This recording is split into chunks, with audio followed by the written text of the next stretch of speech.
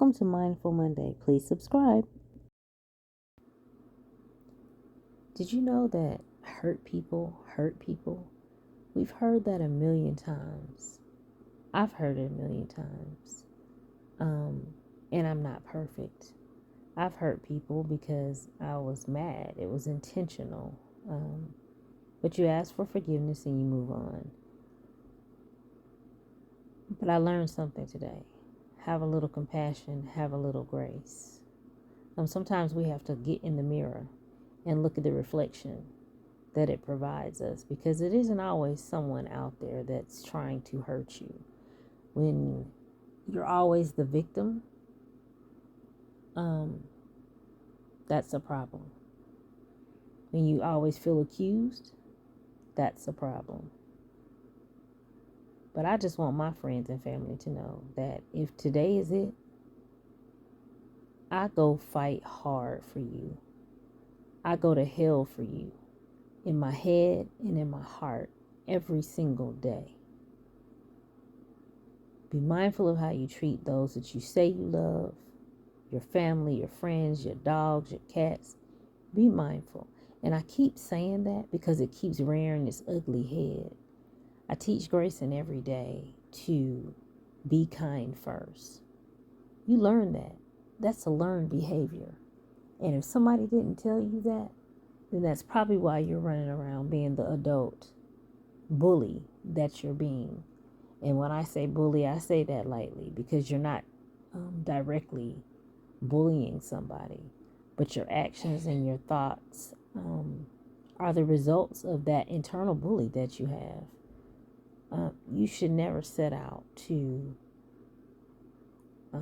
mistreat people on purpose. I firmly believe that when you're hurt, you hurt people intentionally, because it gives you that power and that upper hand. You should never want to have that over somebody's life, because A, you're not God, and B, you're not going to like the way it feels when it turns around on you. I'm at a point in my life where I'm not going to keep sweeping it under the rug. But what I will do is walk away, because it's worth it. It's worth it to put on my shoes and walk away, because I won't be your punching bag. I won't be your sounding board. I can't be any of that for you when your thoughts were not pure and intentional and kind first. Just some food for thought. Redirecting. People don't always like where you are in your life, where you're going, where you've been. But you don't have to eat at their table. You don't have to sleep in their bed, and you don't pay their bills. 90% of those situations. I say that about my son all the time. If you look at him from behind, he looks perfect. And he is perfect. But when you turn him around and you see his physical scar and you watch him go forward, then you see that there's a difference. But oh, how we judge a book by its cover so quickly. And then sometimes we have to suck it up. Or then those things or those people are gone from your life and you miss them. Sometimes they leave traumatically, dramatically, and sometimes they just walk away quietly. But you miss them. You miss them. Oh, because you were selfish. Selfish and hurt and had no desire to change. I leave you with that Monday montage of thoughts.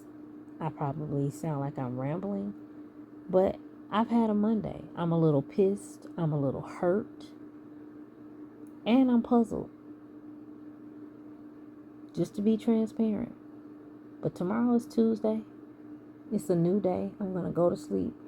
And God willing, I'll wake up.